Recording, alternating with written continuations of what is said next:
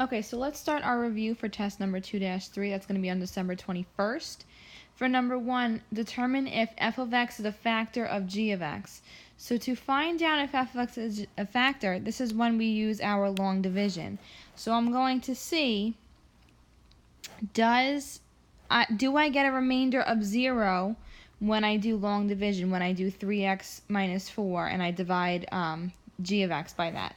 So I'm going to do 3x minus 4 divided by 6x to the third plus 16x squared minus 11x minus 19. So I have to see, okay, how many times does 3x go into 6x to the third? So I get 2x squared up here.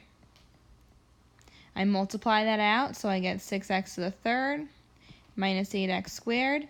I put it in parentheses and I subtract.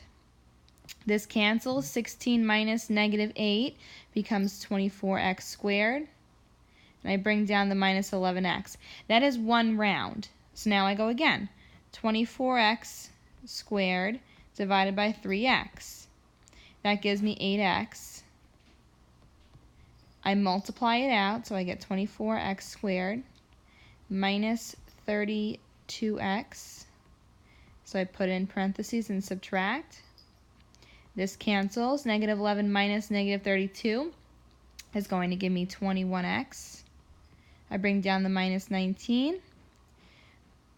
21x divided by 3x gives me a positive 7. So this is 21x, and then minus 28, parentheses and subtract. 21x minus 21x cancels. Negative 19 minus negative 28 becomes a positive 9. So this up here is 2x squared plus 8x plus 7. And you have plus 9 divided by 3x minus 4. I have to write this like this. And then from here, I have to answer the question. Determine if it's a factor. I haven't answered the question. So no, it is not, because the remainder is not 0. Okay? So make sure that you answer the question. You have to state whether or not it's a factor. You also have to write it in this form. Whatever the quotient is plus the remainder divided by the divisor. For number 2, algebraically solve the rational equations. So for this was on our last test also, so we're going to review this as well. So I need first to factor all of my denominators. So here, this is really negative 3 over x times x plus 1 plus 2x divided by x plus 1 equals 1 divided by x plus 1. So my LCD is all of my factors put together. So that makes my LCD equal to, this is a D, equal to x times x plus 1. I include all of my factors. And now when I go to multiply everything on the top, and I'm going to actually write that rather than be lazy and mess it up, I have x plus 1 on top of all of them. X plus 1, x plus 1. So here, the x's cancel and the x plus 1's cancel. I'm left with negative 3. And I have plus. Here, x plus 1's cancel, so I have 2x times x, which gives me plus 2x squared. And then on the end, my x plus 1's cancel, and I have x times 1 is just x. So this is a quadratic, so I'm going to set it equal to 0. So this is 2x squared minus x, then minus 3 equals 0. I do master product and I see if it works. It ends up being, this is going to be a 3, this is a 1, negative 3 plus 2 works. So that's going to be my answer. Not my answer, but my factored. So when you go through master product, that should be your end result. I'm just trying to save some time here. So I get x is equal to 3 over 2. And x is equal to negative 1. However, when I plug negative 1 into my denominators, it gets rejected because the bottom would be 0, and I can't have the denominator equal to 0. That's when the function is undefined. Okay, so that's it for number 2.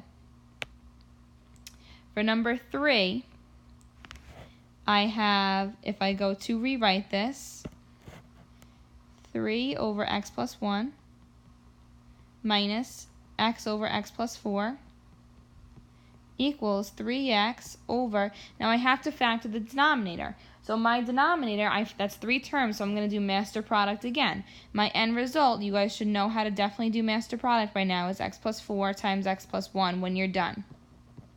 Which is pretty convenient, because if I look at my other 2 denominators, they're included there. So now my LCD is going to be x plus 1 times x plus 4. X plus 1 times x plus 4. I write that on top of all of them. So now here my x plus 1's cancel. I'm left with 3 times x plus 4. Then my x plus 4's cancel, and I have minus x times x plus 1. Be careful with that minus. That's why I suggest that you guys just multiply it afterwards. And I have equals. Everything cancels out here except for my 3x that I originally had. So this is now 3x plus 12 minus x squared minus x equals 3x. So I have this minus x squared, so I'm going to bring everything to the right side of my equation that way, and combine like terms also. But that way my x squared term is positive. So when I do that, I end up with 0 equals, so I'm bringing everything to the right. So I add x squared over. This is going to be, between these two, I get 2x. And then I subtract it over, so it's going to be plus x. Then I have minus 12. I'm going to come over here on the right. So to solve that equation, I again need to use master product. So my final answer, though, I'm going to end up with x plus 4 times x minus 3. So when I solve this, I get x is equal to negative 4 and x is equal to 3. However, the problem with negative 4 is that when I plug it into my denominator, here and here, I end up with a 0. And I can't have a 0 in the denominator, so this answer gets rejected. So I have to cross it out, and my only answer here is x equals 3.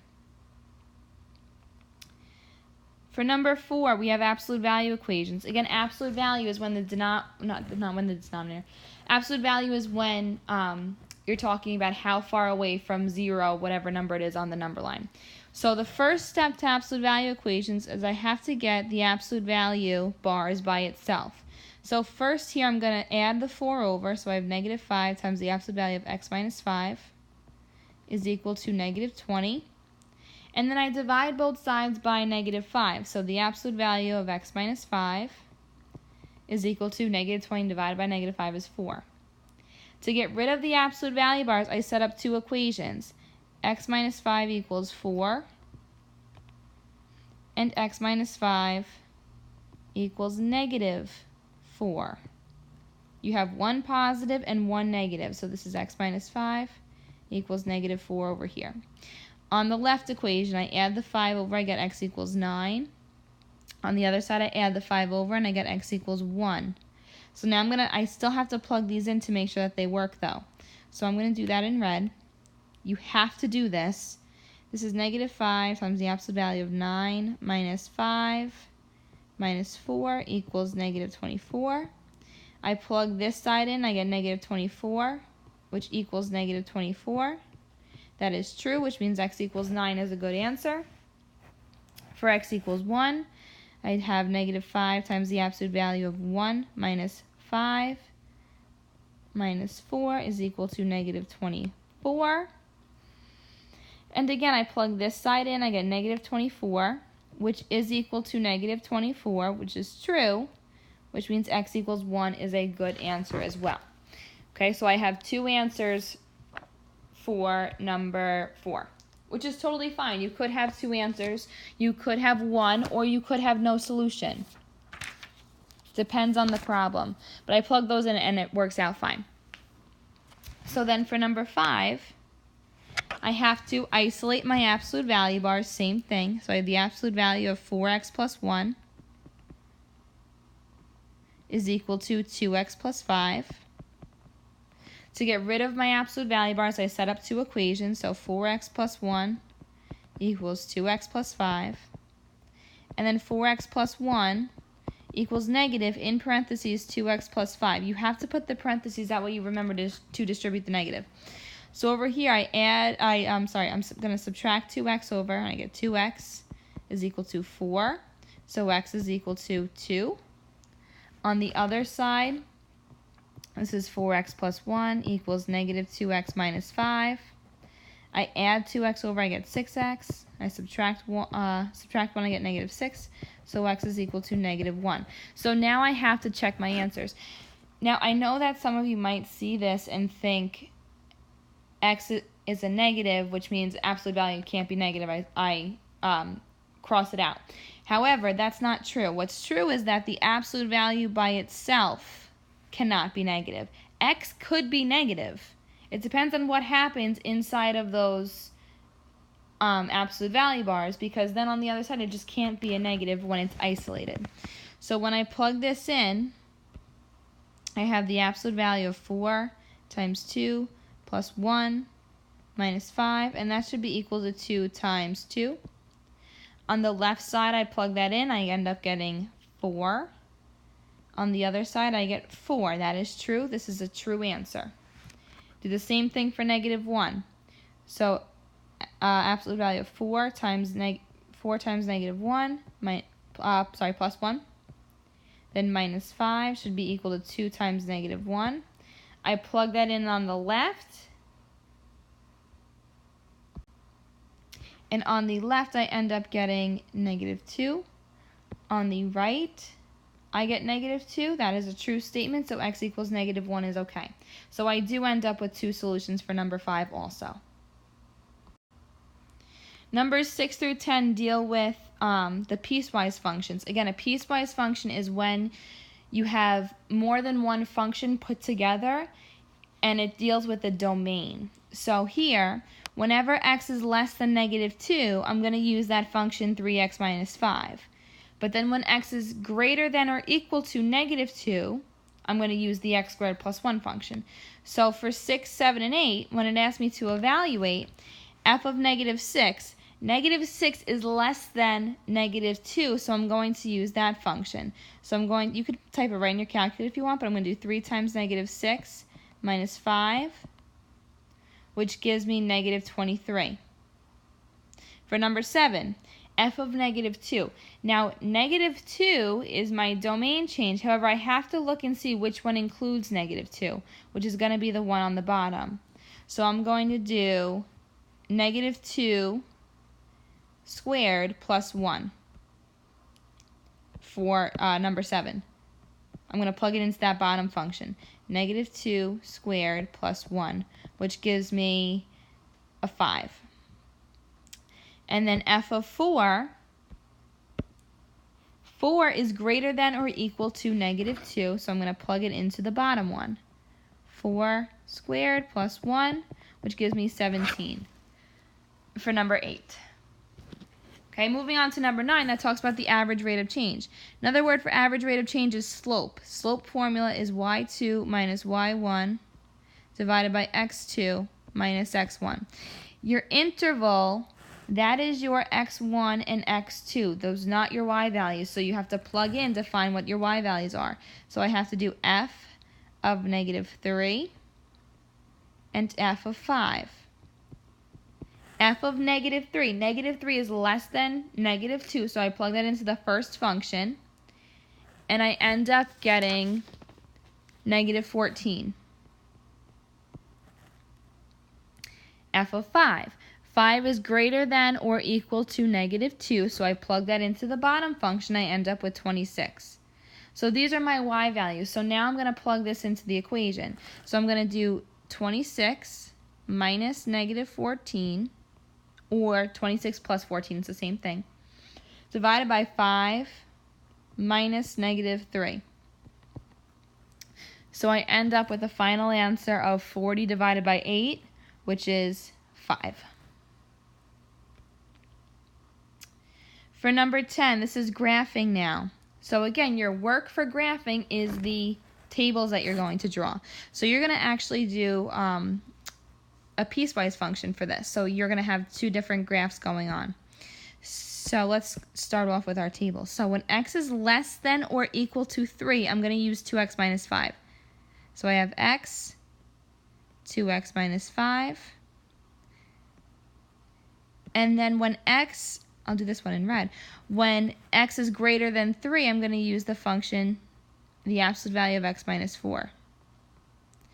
So you could type a few points in individually as long as you're on the correct domain, or you can type them into y equals in your calculator and get a few all at once. But again, you have to use the correct domain.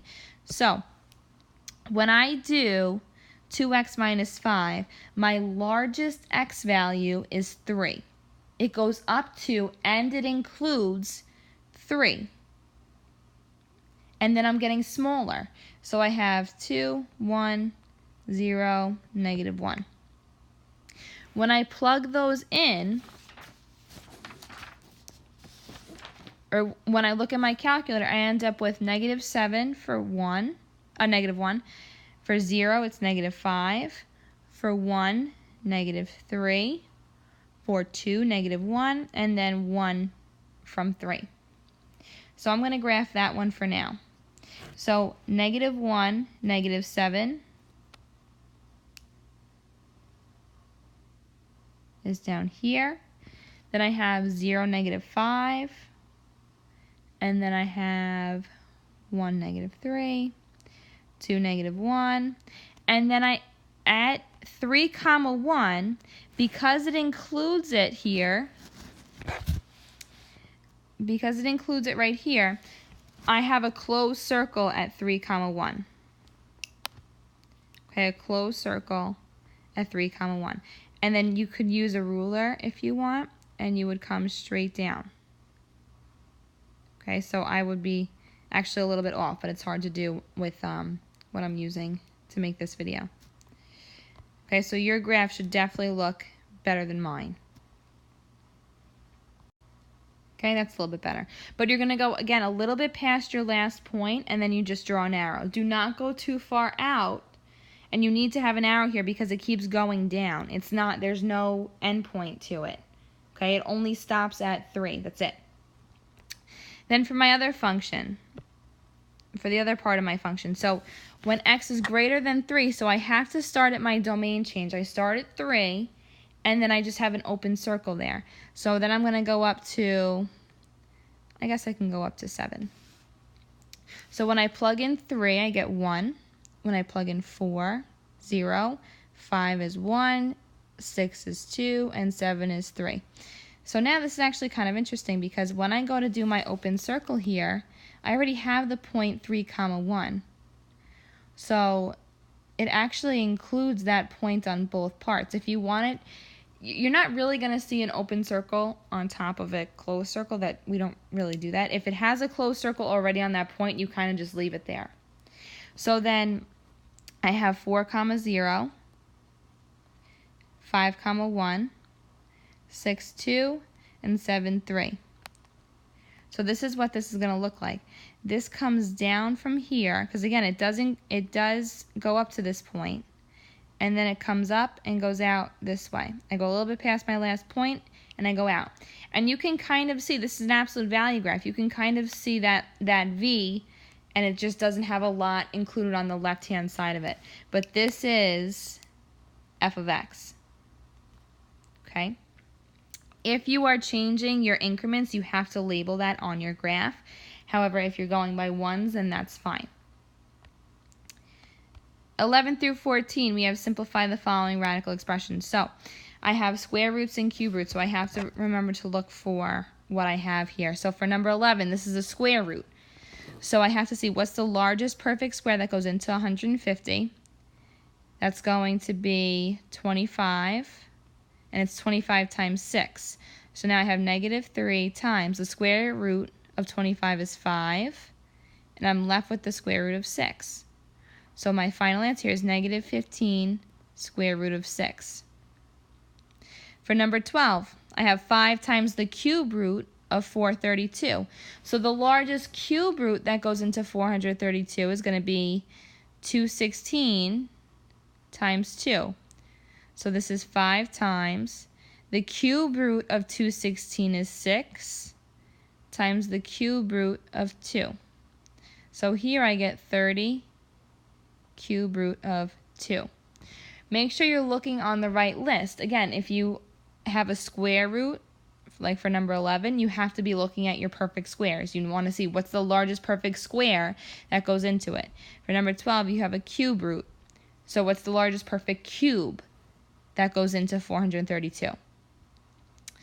For number 13, this is now we're going to start including the variables. So again, this is the square root though. So I have 2x times something.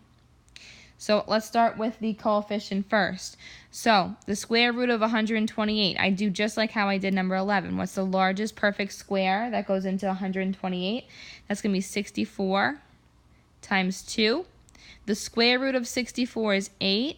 I'm left over with the square root of 2. I'm leaving some space for my variables. Now for my variables, I have x to the 4th. So I see how many times does 2 go into 4? It goes in twice. And because it goes in evenly, meaning when I do 4 divided by 2 and I don't get any decimals, I have 0 remainder, which means there's not going to be any x inside of my radical.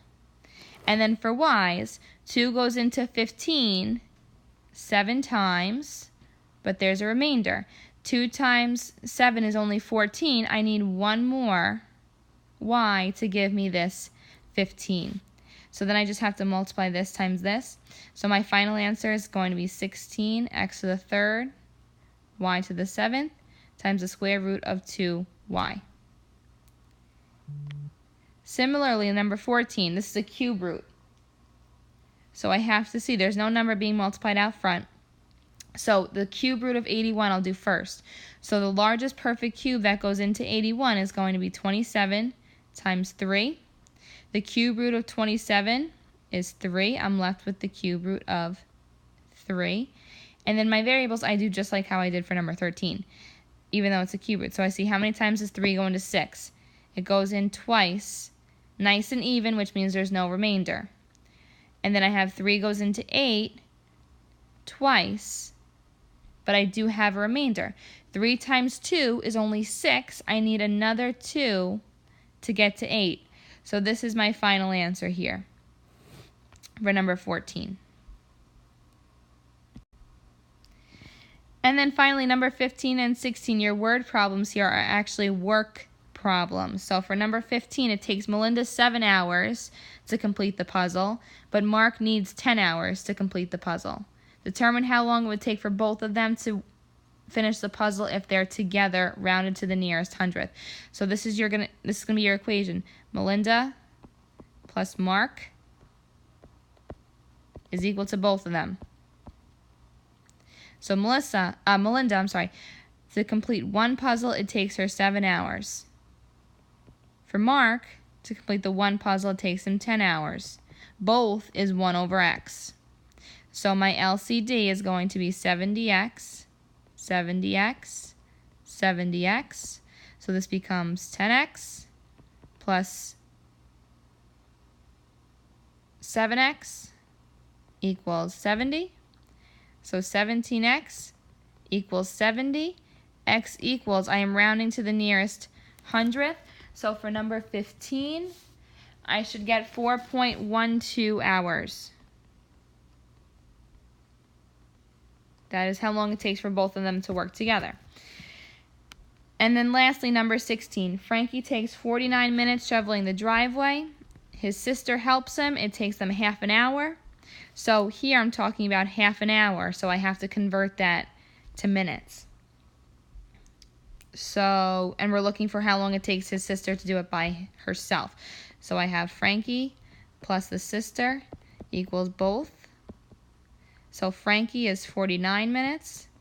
The sister we don't know, but both of them is 30 minutes. Half an hour is 30 minutes. So sister is 1 over x. So my LCD here, if I multiply that all together, I get 1470x.